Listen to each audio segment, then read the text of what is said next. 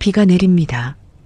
강원도 어딘가 구불구불한 산길을 달리는 낡은 SUV 한 대, 창밖으로 쏟아지는 폭우, 흐릿해지는 가드레일, 그리고 뒷좌석 창문에 이마를 기댄 채 멍하니 바깥을 바라보는 한 여자의 얼굴이 보입니다. 그녀의 이름은 이지윤, 올해 33 결혼 5년 차입니다. 하지만 지금 이 순간 그녀의 표정은 슬픔도 두려움도 아닌 묘하게 차가운 고요함으로 가득 차 있습니다. 여러분, 혹시 이런 경험 해보신 적 있으신가요? 아무리 잘하려 해도 처음부터 나를 사람으로 보지 않는 사람들 앞에서 완전히 무력해지는 그 느낌. 지윤은 5년 동안 바로 그 느낌 속에서 살았습니다. 결혼 첫날부터였습니다. 시어머니 박말순 씨는 지윤이 현관문을 들어서는 순간부터 품평을 시작했죠. 우리 아들한테 뭘 해줬다고 시집을 와? 집도 없지, 차도 없지, 손에 쥔 게 뭐가 있어? 그 말은 5년 동안 변형되고 반복되며 지윤의 하루하루를 갉아먹었습니다. 아침 상을 차리면 간이 왜 이래? 청소를 하면 이게 청소야? 명절에 전을 부치면 친정에서 이것도 안 가르쳐줬어? 라는 말이 돌아왔습니다. 시누이 강수연은 어머니보다 한술 더 떴습니다. 직장 동료들 앞에서 올케를 우리 집 파출부라고 소개했고, 지윤이 해외 출장 중에 SNS에 올린 사진 아래에 형부 등골 빼먹고 팔자 좋네라는 댓글을 아무렇지 않게 달기도 했습니다. 그리고 남편 강민준. 그는 나쁜 사람이 아니었습니다. 다만 지독하게 나약한 사람이었죠. 어머니와 지윤 사이에서 그는 항상 침묵을 선택했습니다. 침묵은 때로 폭력보다 깊은 상처를 남깁니다. 아무도 내 편이 아니라는 사실을 매번 확인시켜 주니까요. 그리고 그날이 왔습니다. 시어머니가 갑자기 지윤에게 몸이 안 좋아 보인다며 말했습니다. 공기 좋은 곳에서 좀 쉬다 와. 요양시설 알아봤어. 거기 있으면 몸도 낫고 정신도 맑아질 거야. 들으면 들을수록 배려처럼 들리지만 지윤은 알고 있었습니다. 이건 배려가 아니라는 걸. 시설의 이름은 청산요양원. 강원도 깊은 산골, 버스도 하루에 2번밖에 오지 않는 곳. 홈페이지도 없고 전화번호도 없고 지도 앱에도 제대로 뜨지 않는 허름한 건물. 이건 쉬러 가는 게 아니었습니다. 버려지는 거였습니다. SUV가 요양원 앞에 섰습니다. 시어머니는 창문도 내리지 않은 채 말했습니다.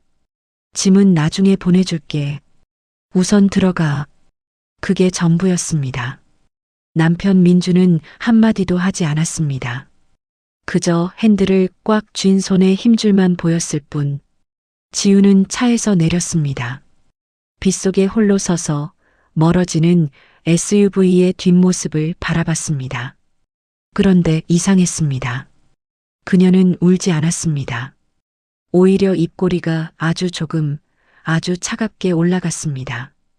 그리고 나지막하게 중얼거렸습니다.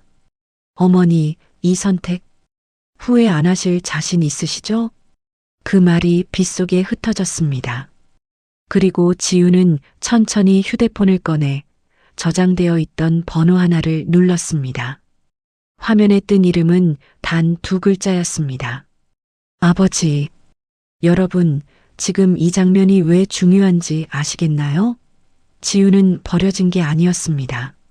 지윤은 기다리고 있었던 겁니다. 그리고 그 기다림은 불과 10분 뒤에 강 씨 일가의 인생을 완전히 뒤바꿔 놓게 됩니다.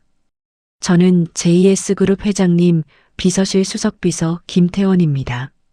다름이 아니라 이지윤 상무님 연락처를 찾고 있어서 연락드렸습니다. 민주는 반사적으로 말했습니다. 이지윤이요? 제 아내요? 요양원을 떠난 SUV는 이제 고속도로에 진입했습니다. 시어머니 박말수는 조수석에서 신이 났습니다. 마치 오랫동안 마음속에 담아뒀던 짐을 내려놓은 사람처럼 홀가분해 보였습니다. 야, 진짜 잘 됐다. 저 여자 없으면 우리 집이 얼마나 조용할지 몰라. 뒷좌석에 앉은 신우이 강수연도 거들었습니다.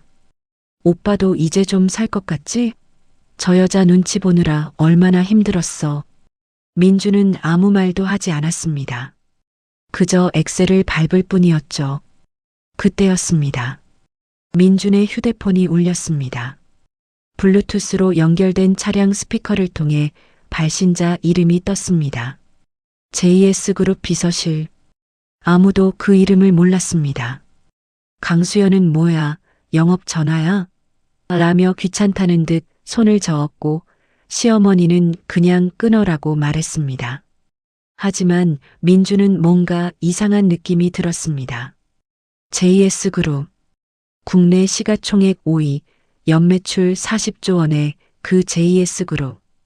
그 비서실이 왜 자기한테 전화를 한다는 거지? 그는 통화 버튼을 눌렀습니다. 여보세요. 수화기 너머에서 또렷하고 차분한 목소리가 흘러나왔습니다. 강민준 씨 되시. 네. 이지윤 상무님께서 오늘부로 JS그룹 총괄 부회장으로 정식 취임하셨는데요. 취임식 준비로 연락을 드리는데 상무님 개인 번호로는 연결이 안 되어서요. 혹시 지금 상무님 곁에 계십니까? 차 안이 완전히 얼어붙었습니다. 시어머니가 입을 반쯤 벌렸습니다. 강수연은 뒷좌석에서 앞좌석을 잡았습니다. 민주는 핸들을 잡은 손이 떨려왔습니다. 잠깐만요. 지금 뭐라고 하신 거예요? 부회장이요? 네. JS그룹 이정성 회장님의 외동따님이시자 그룹 후계자이신 이지윤 부회장님 말씀입니다. 상무님께서 결혼 후 개인 사정으로 직책을 잠시 내려놓고 계셨는데 오늘부로 그룹 전체를 총괄하시는 부회장직에 공식 취임하셨습니다. 연락처 전달 부탁드립니다. 이정성 회장. 국내 IT 업계를 평정하고 최근엔 바이오와 우주항공까지 뻗어나간 JS그룹의 절대권 역자. 그 회장의 외동딸이 지윤이라는 겁니다. 그 순간 박말순의 머릿속에 5년간의 기억이 빠르게 스쳐 지나갔습니다. 빈손으로 시집왔다고 했던 그 며느리가 사실은 국내 손꼽히는 재벌 총수의 딸이었다는 것.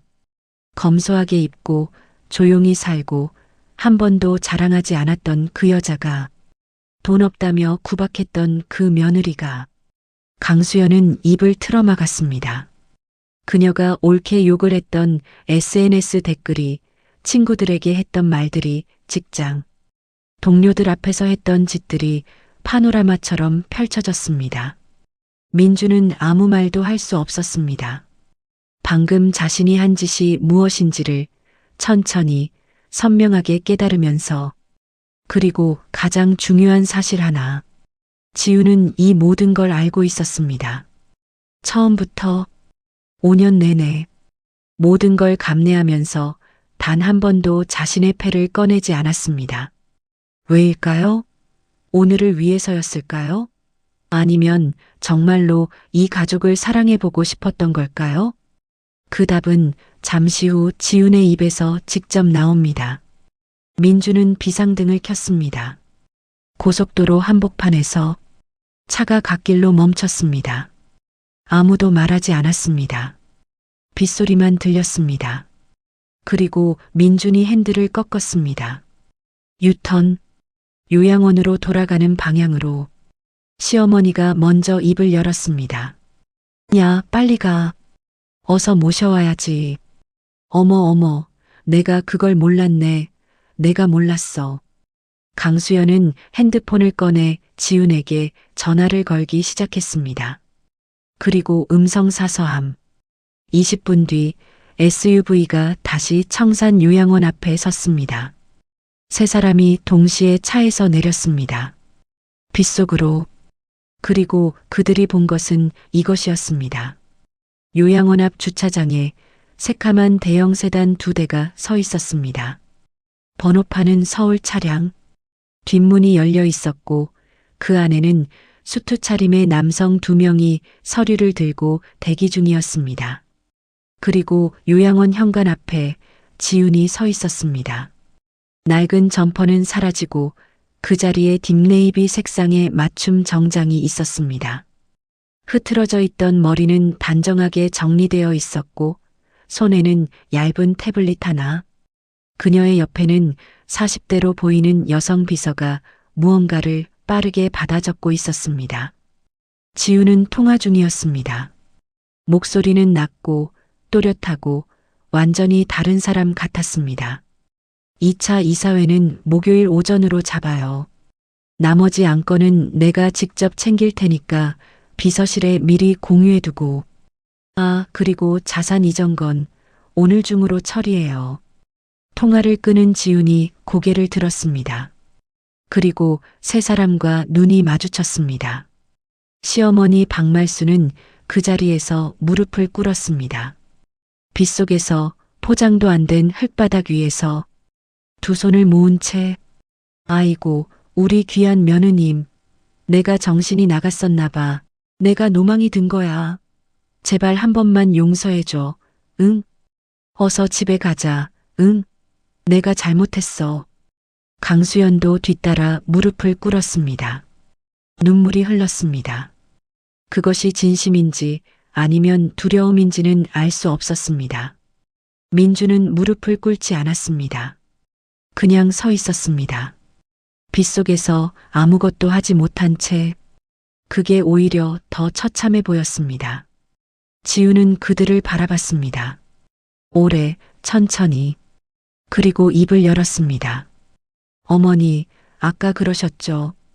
저 같은 건 우리 집안에 어울리지 않는 쓰레기라고. 박말순이 고개를 숙인 채 흐느꼈습니다. 이제 제가 똑같이 돌려드릴게요. 저 같은 집안에 이 정도 급으로는 어울리지 않으세요. 지훈은 세단 쪽으로 걸음을 옮겼습니다. 비서가 우산을 받쳐들었습니다. 문이 열렸습니다. 그녀가 타기 전 한 번만 뒤를 돌아봤습니다. 그 눈빛에는 분노도 복수의 쾌감도 없었습니다. 그저 오래 참아온 사람의 조용한 결심이 담겨 있을 뿐이었습니다. 세단이 출발했습니다. 빗속으로. 세 사람은 아무도 따라가지 못했습니다. 쫓아갈 수도 없었고 막을 수도 없었습니다. 그들에게 남은 것은 빗속의 흙바닥과 지훈의 마지막 말뿐이었습니다. 그리고 여러분, 진짜 복수는 지금부터 시작됩니다. 다음 날 아침 강씨 일가의 집으로 등기우편 하나가 날아들었습니다. 발신인은 JS그룹 법무팀. 내용은 단 3글자였습니다. 명도 소송. 강씨 일가가 살고 있던 아파트는 서울 강남구 소재, 시세 25억짜리 고급 아파트. 박말수는 그 집을 우리 집이라고 굳게 믿으며 5년을 살았습니다.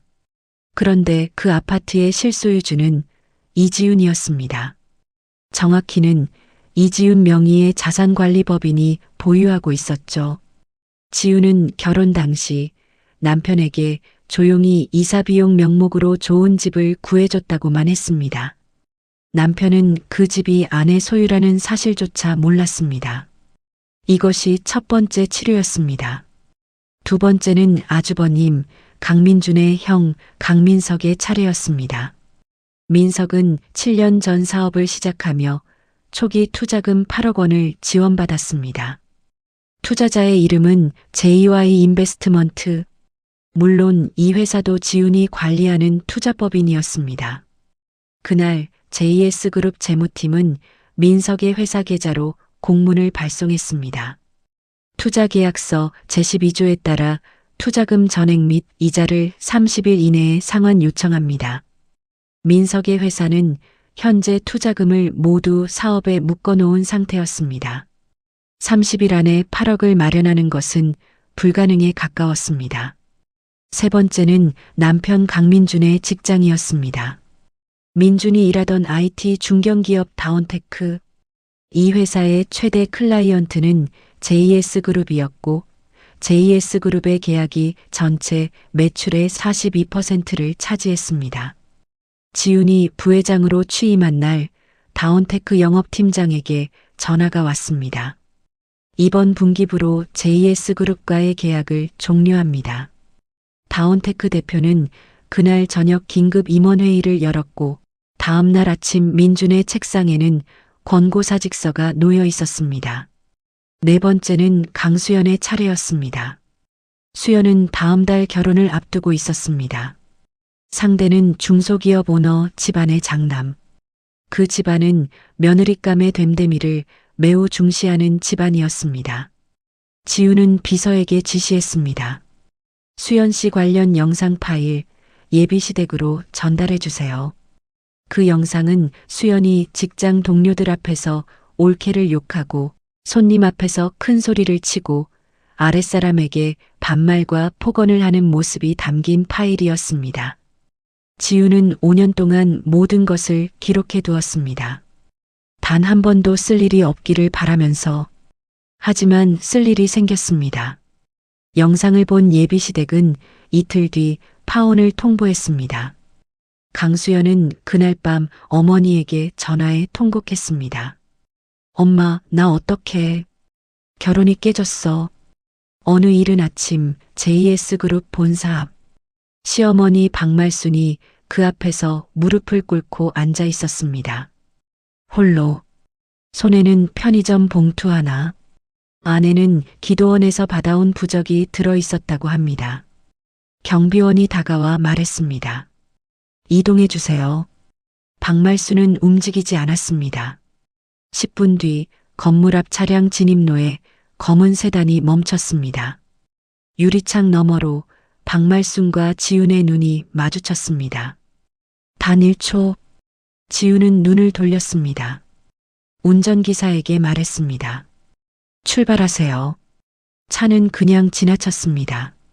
박말순의 손에서 편의점 봉투가 떨어졌습니다. 그녀는 그 자리에 주저앉아 울었습니다. 아무도 오지 않았습니다. 지훈은 차 안에서 창밖을 보지 않았습니다. 그저 앞을 봤습니다. 눈빛은 흔들리지 않았습니다. 그게 더 차가웠습니다.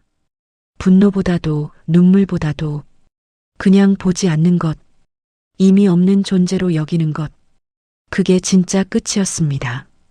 이혼 서류는 지훈이 먼저 제출했습니다. 위자료나 재산 분할 청구는 하지 않았습니다. 변호사가 말했습니다. 상대 측이 상당한 책임이 있습니다. 청구하시면 충분히 받으실 수 있습니다. 지훈은 고개를 저었습니다. 됐어요. 그냥 깨끗하게 끝내고 싶어요. 강민주는 그 말을 전해 듣고 한동안 아무 말도 하지 못했다고 합니다. 그에게 이혼이 확정된 날은 아마 살면서 가장 후회스러운 날로 남을 것입니다.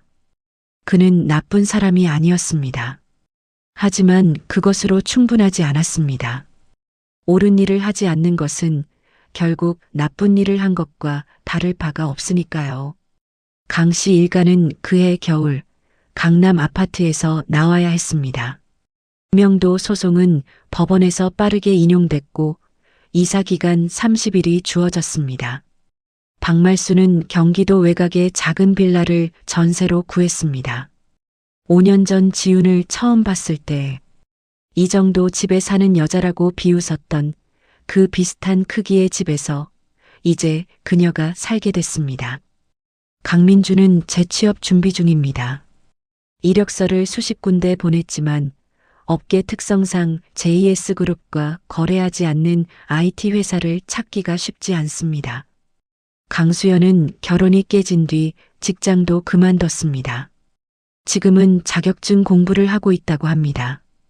강민석의 회사는 투자금 상환 압박을 버티지 못하고 결국 법원에 회생 신청을 했습니다. 그리고 이지훈. 그녀는 현재 JS그룹 부회장직을 맡아 그룹의 세계 계열사를 총괄하고 있습니다. 아버지 이정성 회장은 건강상의 이유로 경영 일선에서 물러났고 지훈이 사실상 그룹 전체를 이끌고 있습니다. 어느 경제 전문지와의 인터뷰에서 기자가 물었습니다. 부회장님은 결혼 5년 동안 정체를 숨기신 이유가 무엇인가요? 지우는 잠깐 생각하다 이렇게 말했습니다. 처음엔 정말 그냥 평범하게 살고 싶었어요. 이 이름, 이 배경 없이도 한 사람으로 사랑받을 수 있는지 알고 싶었거든요. 그런데 5년이 지나고 나니 그 질문에 대한 답을 얻었습니다. 기자가 물었습니다. 어떤 답이었나요? 지우는 짧게 웃었습니다. 사람을 사람으로 대하는 사람은 조건이 없어도 그렇게 해요. 그렇지 않은 사람은 조건이 생겨도 달라지지 않아요. 그냥 무서워질 뿐이죠. 그 인터뷰 기사가 포털 메인에 올라온 날, 경기도 외곽의 한 작은 빌라에서 박말수는 그 기사를 스마트폰으로 읽었습니다. 기사 속 지훈의 사진을 손으로 쓸어내리며 그녀는 소리 없이 울었습니다. 그 눈물이 후회인지 억울함인지 아니면 그제야 찾아온 수치심인지는 아무도 모릅니다. 어쩌면 그게 중요한 게 아닐 수도 있습니다. 지우는 이미 그들을 생각하지 않으니까요. 여러분, 오늘 이 이야기에서 우리가 기억해야 할 것은 단 하나입니다. 사람을 사람으로 대하지 않은 대가는 본인들이 사람이 아니게 되는 것으로 치르게 된다는 것. 지우는 복수를 위해 기다린 게 아니었습니다. 그냥 살고 싶었을 뿐입니다. 사람답게. 그것을 허락하지 않은 것은 강씨 일가 스스로였습니다. 오늘 영상 여기까지 보신 여러분 정말 감사합니다. 이 이야기가 조금이라도 위로가 됐으면 좋겠습니다. 나를 함부로 대했던 누군가에게 아직도 상처받고 계신 분이 있다면 꼭 기억하세요. 시간은 결국 옳은 자리에 모든 사람을 세워놓습니다. 좋아요와 구독은 이런 이야기를 계속 만들 수 있는 힘이 됩니다. 다음 영상에서 뵙겠습니다.